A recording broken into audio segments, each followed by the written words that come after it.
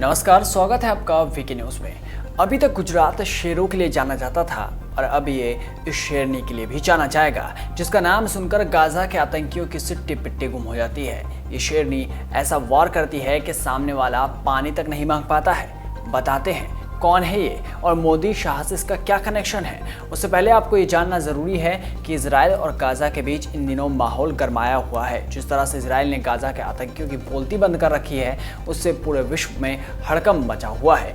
Netanyahu के हटने के बाद अब नफ्ताली बेनेट नए प्रधानमंत्री बन चुके हैं और प्रधानमंत्री बनते ही उन्होंने गाजा पट्टी पर हवाई हमला करवा दिया। सबसे खास बात ये कि इजरायली डिफेंस फोर्स ने इस हमले को अंजाम देने के लिए जो टीम चुनी थी, उसमें भारतीय मूल की गुजराती लड़की भी थी, जिसकी उम्र 20 साल है और नाम है निशा मुलियाशा।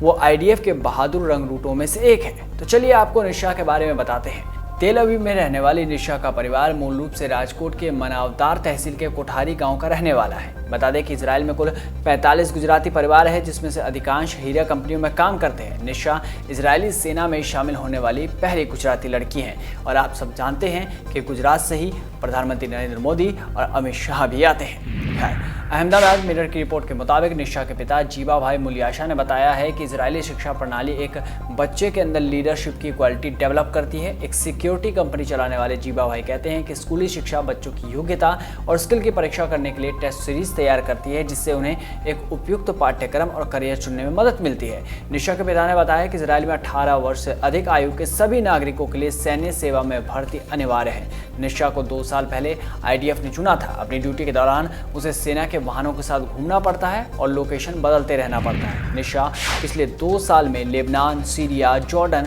और मिस्र के सीमा पर तैनात रह चुकी है। मौजूदा समय में निशा गश्तियान में तैनात है, क्योंकि इजरायली सेनाएं पलटवार कर रही है। निशा आतंकियों के लिए कितनी खतरनाक है, इस बात का अंदाजा आप इस बात से लगा लीजिए कि वो कई तरह के हथियारों को चलाने में माहिर है। निशा के पिता बताते हैं कि उसने बैटलफील्ड में इस्तेमाल होने वाले अधिकांश अत्याधुनिक हथियारों और बहुआयामी युद्धाभ्यास की ट्रेनिंग ले रखी है।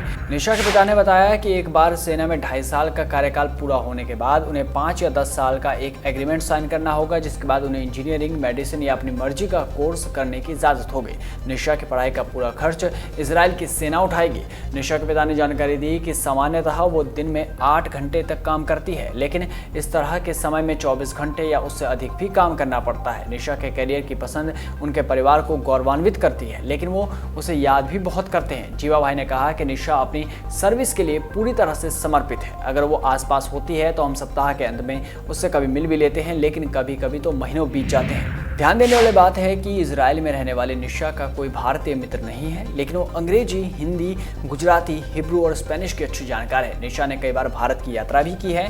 भारत के लिए उनका प्यार यही है कि वो हर 3 साल में अपने घर आती है। रिपोर्ट के मुताबिक जीवा भाई का परिवार तेल अवीव में 5 बेडरूम वाले एक शानदार घर में रहता है। इसमें रॉकेट या अपरंपरागत हथियारों के हमले का सामना करने के लिए ब्लास्ट प्रूफ खिड़कियों के साथ साथ तहखाने में एक सुरक्षित कमरा भी है। गाजा से लगातार मिसाइल हमले की धमकी के बाद पिछले कुछ महीनों से परिवार सुरक्षित कमरे में ज्यादा समय बिता रहा है। बता दें कि गुजरात के मुख्यमंत्री विजय रूपाणी और उनकी पत्नी अंजलि बेन जब इजराइल गए थे तो वो जीवा भाई के घर पे भी गए थे और उन्होंने दोपहर का खाना भी किया था।